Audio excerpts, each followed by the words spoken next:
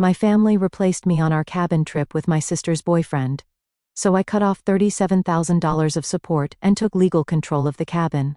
I'm a 30-year-old dude, and I've always been my family's designated problem solver and human ATM. You know the type. The responsible one who silently handles everything while everyone else lives their best carefree lives. Since graduating college, I've basically been the invisible backbone holding my family up financially. Dad's a high school teacher who coaches basketball on the side. Mom works part-time at a dental office, and they've always struggled with money management.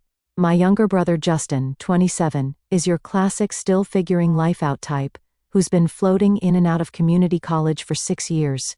My sister Kate, 25, is, well, she's the Instagram yoga aesthetic girl whose bank account permanently says insufficient funds. The financial support started small. Justin needed textbooks. Kate's car needed repairs. Mom and Dad were short on their electric bill. Normal stuff that family helps with. But over time, it morphed into something else entirely. When Justin got kicked out of school for forgetting to submit financial aid forms, guess who paid the $7,800 to get him reinstated? Me. When Kate quit her receptionist job to find her purpose and couldn't make rent for 3 months, that was $3,600 from my account. And when my parents' HVAC system died midsummer, I fronted the $12,000 for a new one. I co-signed Justin's car loan because his credit score was basically in the single digits. I quietly set up auto payments for my parents' utilities after noticing their lights flickering during a visit. Turned out they were 60 days behind. I sent Kate $2,500 for a second car after she totaled the first one by forgetting oil changes were a thing. The craziest part? I never complained. Not once. My grandfather, a tough old Montana rancher type, was my model growing up. He handled business quietly. No drama, no seeking validation, just silent competence. That's how I operated. Take care of your people, don't whine about it. I make decent money in software sales. Not rolling in cash, but comfortable enough to help out while still building my own life. My apartment's modest. My car is reliable but not flashy. My only real splurge is my hunting gear, quality stuff that lasts.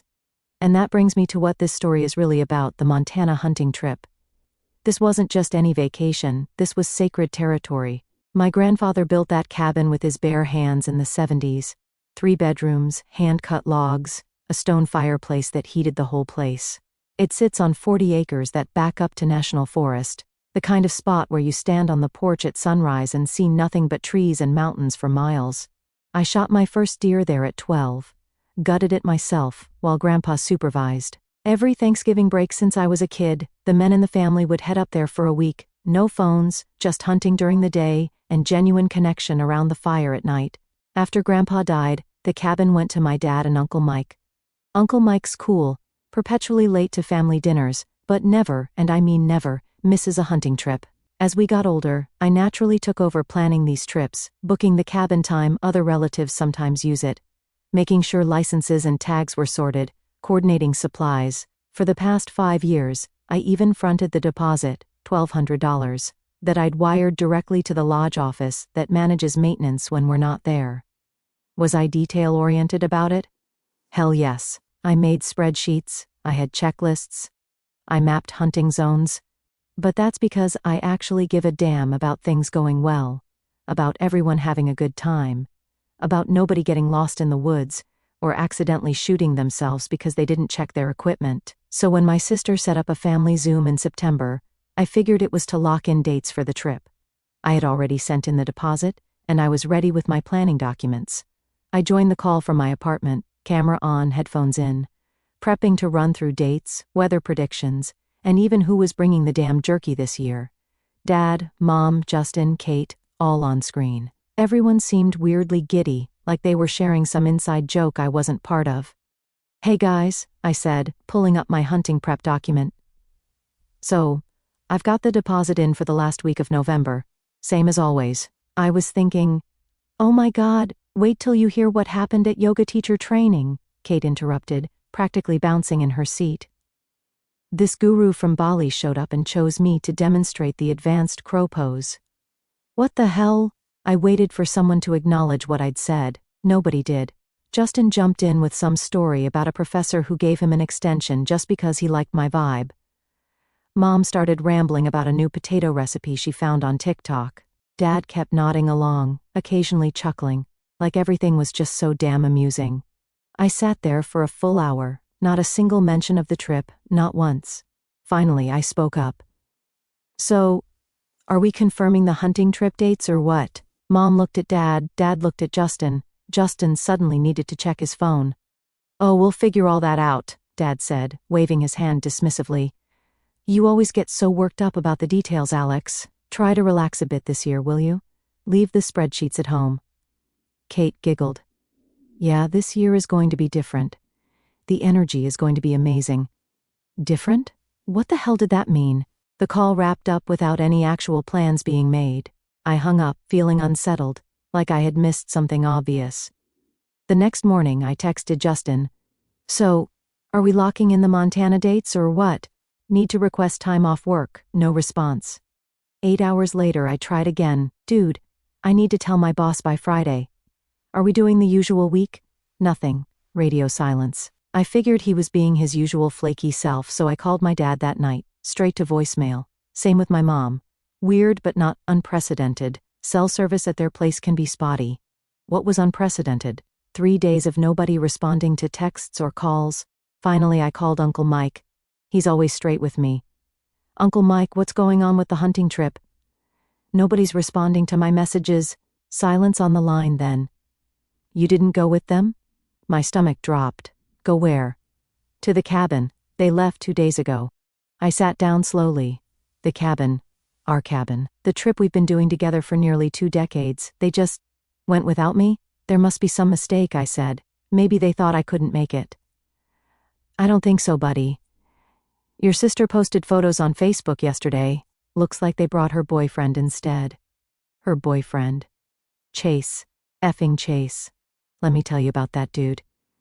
Chase, 29 going on 19, works at a trendy coffee shop and calls it his coffee artistry career. Wears beanies in summer, has a tattoo of a compass that doesn't even point north. The kind of guy who calls himself a forest enthusiast but gets winded walking up a flight of stairs. This dude once asked me if elk were just fancy deer and if you could eat bears. He literally referred to deer as forest dogs in a completely serious conversation. The one time he came over to my place for a family dinner, he spent 20 minutes explaining why he doesn't shower daily, because it disrupts your natural microbiome. His idea of outdoor preparation is buying trail mix and a new phone case with a mountain design on it. I got to go, I told Uncle Mike and hung up. I immediately opened Instagram. There they were. My family. At our cabin. Dad, Justin, and Chase, posing with rifles on the front porch. Chase wearing what looked like brand new hunting gear, price tags barely removed. Kate's caption. Annual Thanksgiving hunting trip with my favorite guys. My hands were shaking. I scrolled more, a photo of them around the fireplace, Chase in the middle, telling some story with his hands in the air, everyone laughing, another photo of breakfast in the kitchen. Chase apparently making pancakes shaped like animals. I texted Justin again. So you all went to Montana without telling me? 20 minutes later, he finally responded. Thought you knew. Figured you were busy with work or something. Bullshit. Complete bullshit. I request this time off every year. Everyone knows this. I called my sister. She actually picked up. Oh, hey, Alex, she said, sounding distracted, voices and laughter in the background. My cabin, my trip. What the hell, Kate? You all just decided to go without me? Don't be so dramatic. We thought you'd be cool with it. You're always so stressed about these trips anyway. Stressed? I plan these trips. I pay for these trips. That's exactly what I'm talking about. You make everything so intense. Chase offered to come, and honestly, it's been way more fun this way. He keeps things light. I heard Chase's voice in the background. Is that your brother? Tell him I got a whiteboard and made a hunting strategy flowchart as a joke. It's hilarious. They were literally mocking me. My planning, my organization, the things that made these trips actually successful. Kate continued, we just wanted someone who keeps things fun, not intense like you always are. I hung up. Didn't trust myself to respond. An hour later my mom called, probably feeling guilty. Honey, don't take it personally. Chase really makes everyone laugh. You tend to suck the fun out of things when you're too serious. I paid the deposit for that trip, I said flatly. $1,200, non-refundable. Oh, we'll pay you back. Chase brought a whole box of steaks to contribute, like that was equivalent to my financial contribution and years of planning. My dad called next, his approach. Son, you just overdo everything. It's supposed to be relaxing. You act like it's boot camp with all your schedules and rules. Rules like don't point guns at people and check the weather before heading out. Those kinds of rules, Dad? See, this is what I'm talking about. So uptight. I ended the call and sat in my dark apartment. I could feel something shifting inside me, not rage exactly. Something colder, more calculated. They didn't forget me. They didn't misunderstand. They replaced me with a guy whose outdoor experience consisted of drinking kombucha on brewery patios. And they did it using my money. But I had had enough of their nonsense ever since I became the reliable one. So that night, I opened my laptop and made a spreadsheet. One final spreadsheet. Every automatic payment I had set up for my family. Every recurring transfer. Every bill I quietly covered. Every loan I'd never expected to be repaid. The total made me physically ill. $36,782 over the past 2 years alone. I remember thinking, they want Chase's energy so much? Let's see how they like my energy when it's gone. I logged into my bank account and got to work, just precision without hesitation. First up was Justin's tuition account. I'd been covering payments through the school portal like some behind-the-scenes sponsor. That access? Gone. He'll find out when the next bill hits and nobody's there to foot it. Then Kate's car insurance. She linked it to my card last spring, said she'd Venmo me monthly. Never did. I pulled the card info, killed the payment method, and blocked the account. Let her figure it out between yoga poses. My parents' utilities came next. I'd set up auto-pay for their gas, water, and electric when they started missing due dates. I disconnected every service, reset every login. If the lights go out, they'll know why. The emergency credit card I gave my dad, the one meant for actual emergencies, had slowly turned into his personal tap. I shut it down, mid-cycle, no warning, no replacement, and that quiet $350 I'd been transferring to help cover their mortgage shortfall every month, the one they never acknowledged but always counted on, cut off. Cancelled. It took less than an hour to undo years of support.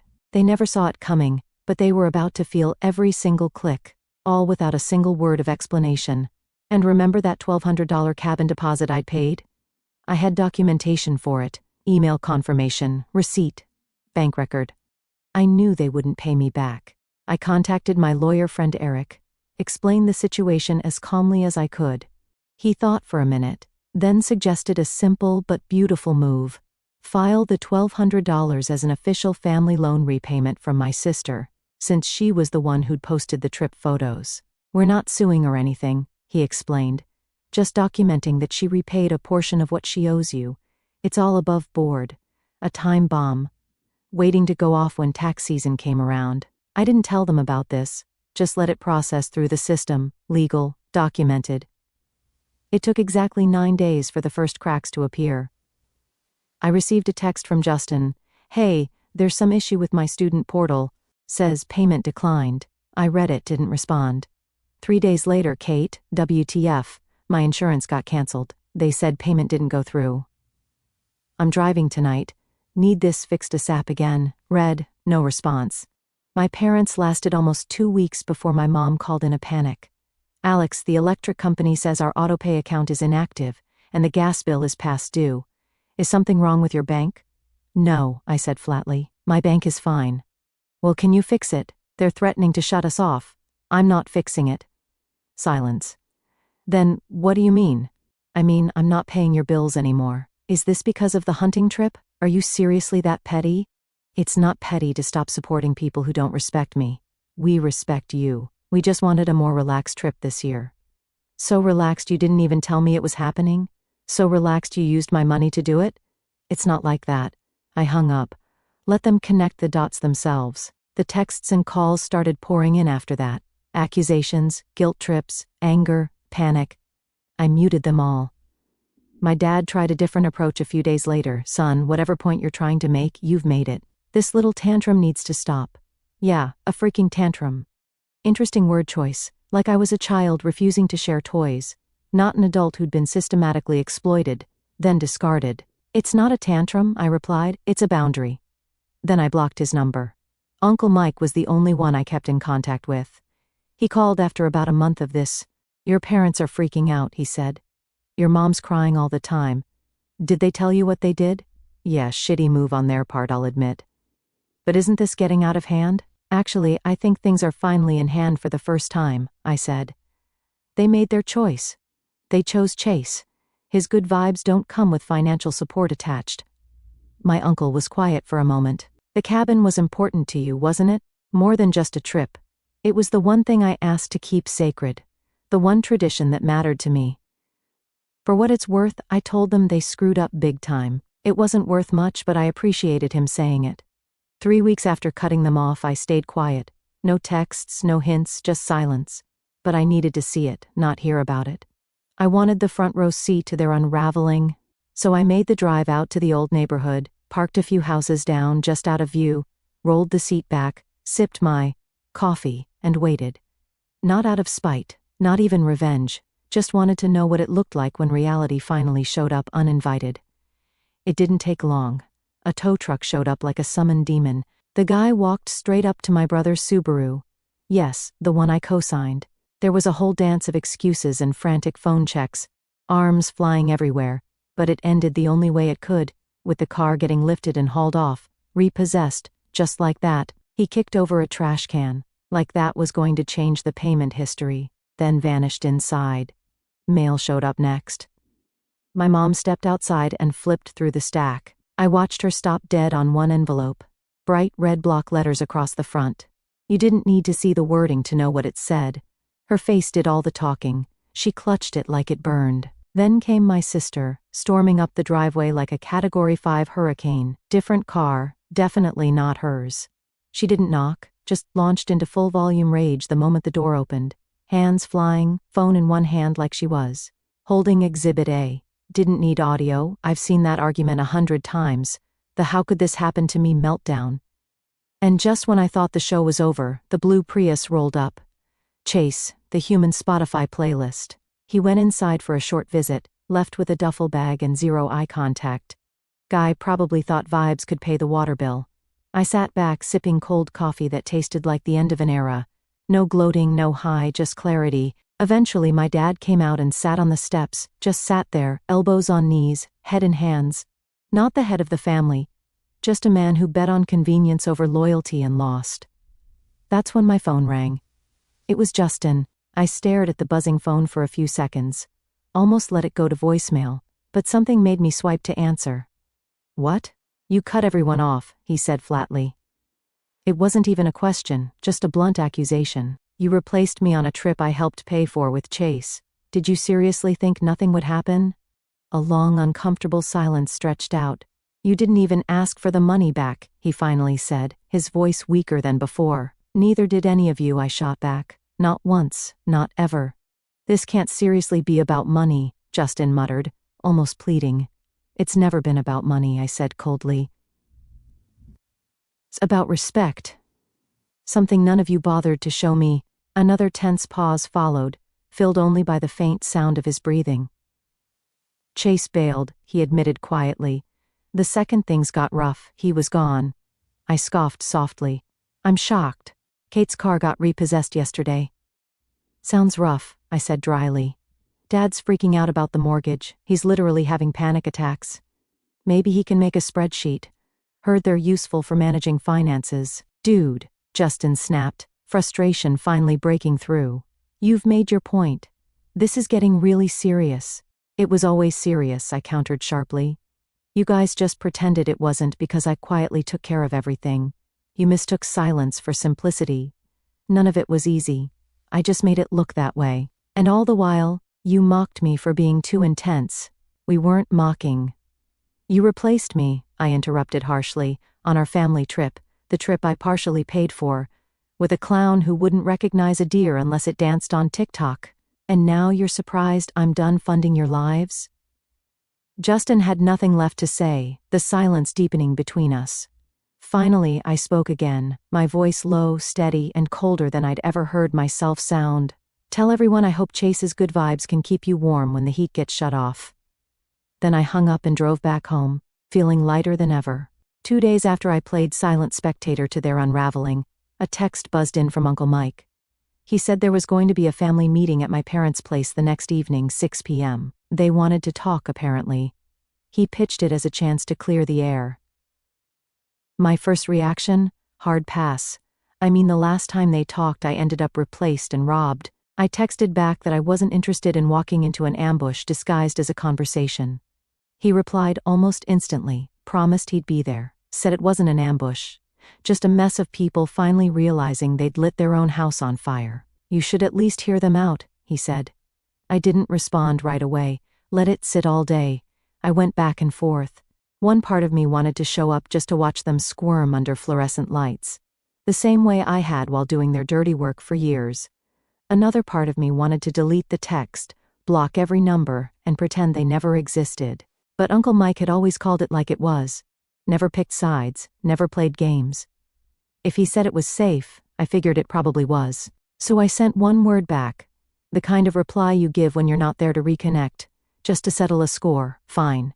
I showed up exactly on time, knocked instead of using my key, small power move, but it felt important to establish that I was now a visitor, not family. Mom opened the door, her eyes puffy from crying. She moved to hug me, but I stepped past her into the living room where everyone was waiting. Dad on his recliner, Justin on the couch, Kate in the armchair, looking sullen. Uncle Mike standing by the fireplace, arms crossed, no Chase in sight. "Where's your vibe guy?" I asked Kate, not bothering with pleasantries. She looked down. "We broke up." "Let me guess, when the Wi-Fi got cut off?" Dad cleared his throat. "Alex, we asked you here to talk, not to throw jabs." "Really?" "Because when I wanted to talk about the hunting trip, nobody seemed interested." The room went quiet. Uncle Mike nodded slightly, like, fair point.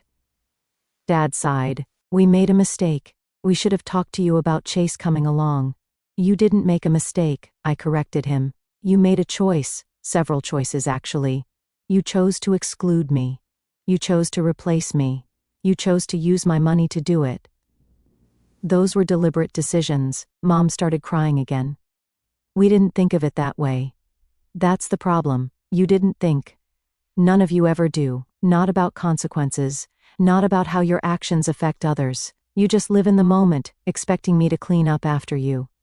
Justin leaned forward. "Bro, we get it, you're pissed, but cutting everyone off like this? Mom and Dad might lose the house." I laughed. Actually laughed out loud. "You think I don't know that? I've been preventing that exact outcome for years. Every month I've been quietly transferring money to cover the gap in their mortgage, money none of you knew about because I didn't broadcast it. I just handled it, like I handled everything." The look of shock on their faces was almost worth the price of admission.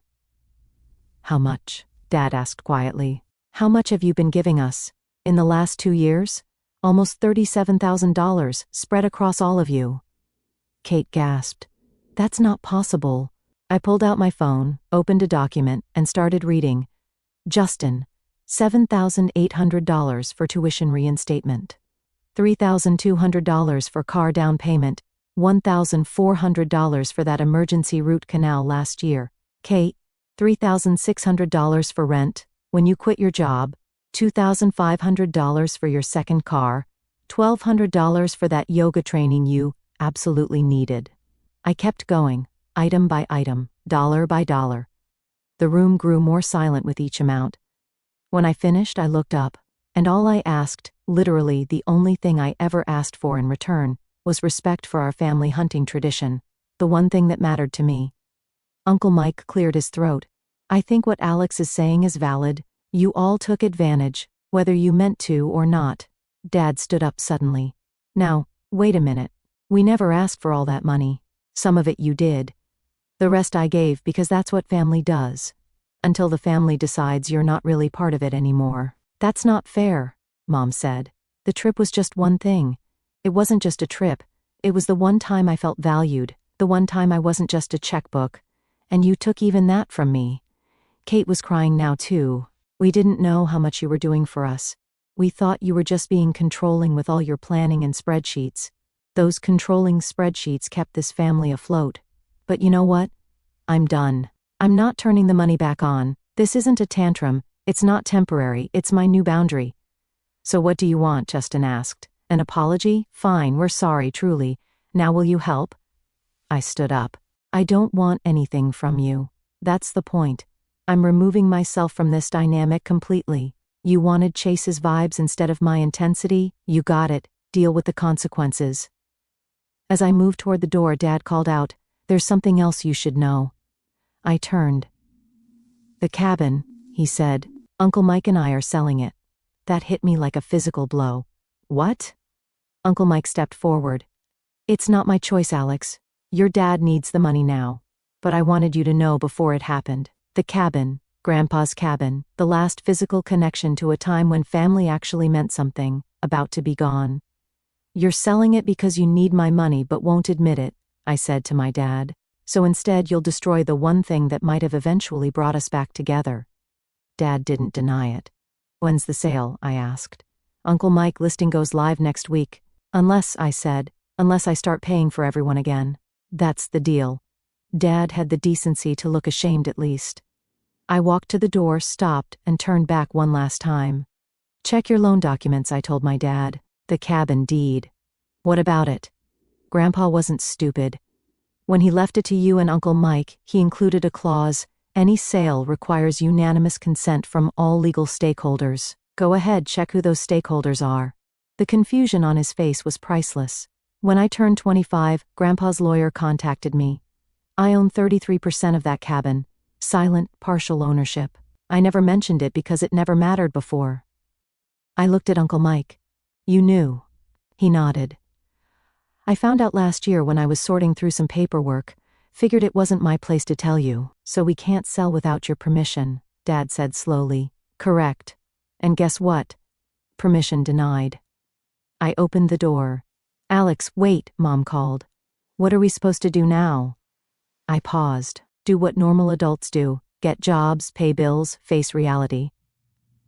Then I left, closing the door quietly behind me. 3 months passed. Winter turned to spring. I channeled my energy into work, got promoted, started dating someone new, a wildlife biologist named Kira, who actually appreciates preparation and planning. I started going to therapy too, which helped me process the anger and learn to establish healthier boundaries. I hadn't spoken to my family since that meeting. Uncle Mike checked in occasionally, told me Justin had taken a second job bartending nights Kate was working at a call center. My parents had started selling off possessions to keep the mortgage current. I felt nothing when I heard this news. Not satisfaction, not guilt, just nothing. Then, on a rainy Tuesday, a package arrived at my apartment. No return address, just a small box. Inside was a single photograph. Me and my dad, shoulder to shoulder, holding up a buck we'd shot together back in 2019, one of the better trips before things went to hell. On the back, written in my dad's distinctive handwriting, "You were the glue. We mocked you for being serious when we should have thanked you for holding us up." Also in the box, a check for $1,200, exactly the amount of my cabin deposit. I sat with that photo for a long time, memories flooding back. Good ones, from before the betrayal, teaching Justin to shoot. Evenings by the fire with Uncle Mike telling outrageous stories that probably weren't 100% true but made us laugh until our sides hurt. The next day, I cashed the check but I didn't use the money for myself. I donated it, under Chase's name, to a wildlife refuge that rehabilitates exotic pets. Chase had once mentioned wanting a pet wolf, so I figured he'd appreciate the irony of funding a place that actively discourages idiots like him from owning wild animals. 2 weeks later, I made a decision. I called my lawyer friend again. "I need to buy out a property share," I told him. "Your family cabin?" he guessed. "Yeah. I want to make an offer for my dad's portion, fair market value." "You're not reconciling with them?" "No, but I'm not letting the cabin go either." The legal process took time. My dad initially refused the offer out of pride. Then, facing foreclosure on their house, he relented. So I now owned 2/3 of the cabin, with Uncle Mike retaining his third. We drew up a formal agreement. I would handle maintenance and could use it whenever I wanted. He had 4 weeks a year reserved for his use. The first thing I did was change the locks. Then I installed a full solar power system and satellite internet. Also built a new rifle rack with a special place for Grandpa's old Winchester. I also added something new, a workshop in what used to be the smallest bedroom. Grandpa had been a woodworker in his spare time.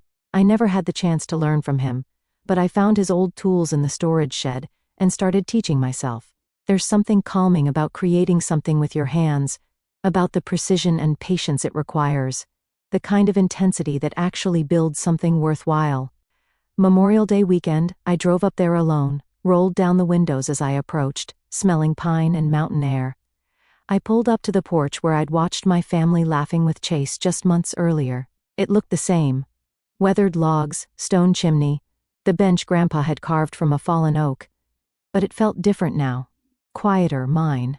I unlocked the door, stepped inside, and set down my bags. No family drama, no chaos, no expectations.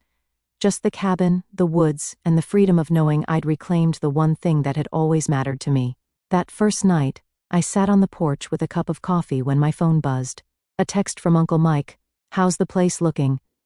I sent back a photo of the sunset over the tree line. "Quieter now," I added. "They're asking about you?" he replied after a while. "Wondering if you'll ever come around?" I thought about that, about the family I'd propped up for years, about how quickly they'd replaced me when I wasn't fun enough, about how fast it all collapsed when I stepped away. "Not their decision anymore," I texted back. "This place has a new legacy now." I put the phone away and focused on the mountains ahead. No spreadsheets needed tonight, just me, the cabin, and the knowledge that I'd finally drawn a line that couldn't be crossed. The next morning Justin texted me. "Did you really buy Dad's share of the cabin?" "Yep, so what now, we're just done as a family?" I didn't answer right away, watched an eagle circle overhead, riding thermals with barely a flap of its wings. Effortless. Free. "I'm not coming to Easter," I finally texted back, "or birthdays or anything else right now. Maybe someday, but not now. You all need to figure out your own lives without me fixing everything." "And the cabin, will we ever be welcome there again?" I thought about Grandpa, about what he'd want, about the legacy he tried to create. "Maybe someday," I replied, "but not as guests. As equals. People who contribute rather than take, who appreciate rather than mock, who plan rather than just show up expecting everything to be perfect." He didn't respond to that. I didn't expect him to. That afternoon I started a new spreadsheet, plans for the cabin, improvements, maintenance schedule, the kind of detailed, intense planning they always made fun of but that kept things stable and functioning. At the bottom of the spreadsheet I added a new tab, labeled it Future Hunting Parties. I left it blank for now. Maybe someday, years from now, when they've learned to stand on their own, when they've figured out that good vibes don't pay bills or maintain relationships, when they've earned back some measure of respect, maybe then I'll start filling it in, or maybe not. Either way, I'll be fine, because they called me controlling, called me too intense, called me a buzzkill. Turns out, I wasn't the problem. I was the solution they never deserved. And now I was free.